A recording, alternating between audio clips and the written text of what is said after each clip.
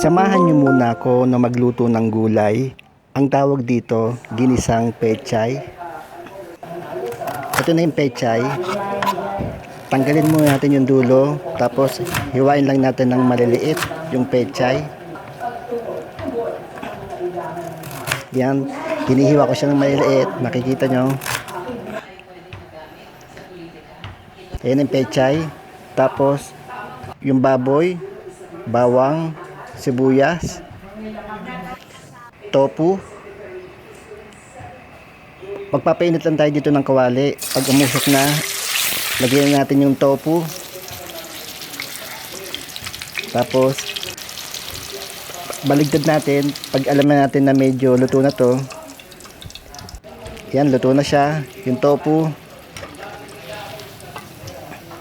Tapos, pagkaluto, separate lang natin sa isang lalagyanan para yung iba naman masunod na maprito.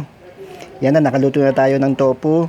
Tapos, magbawas lang tayo ng mantika para hindi siya masebo. Unahin natin dito iprito yung baboy.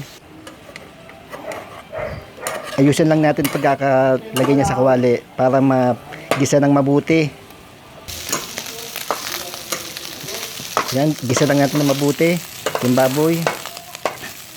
Tapos, set aside lang natin para magkisa natin yung sibuyas. Tapos, yung bawang, gisa natin. Tapos, lagyan natin ng oyster sauce. Yan, i-mix lang natin ng mabuti dito sa baboy. And after,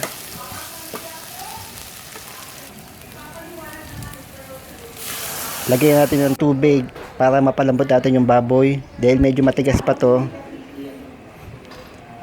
Tapos takpan lang natin.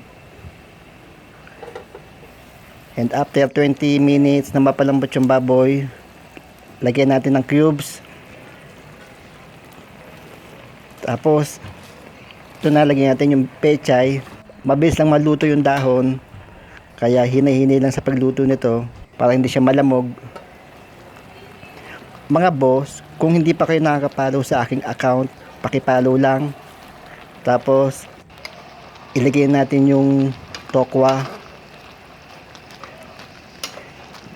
Lubog natin na mabuti para maganda yung pagkakaluto niya.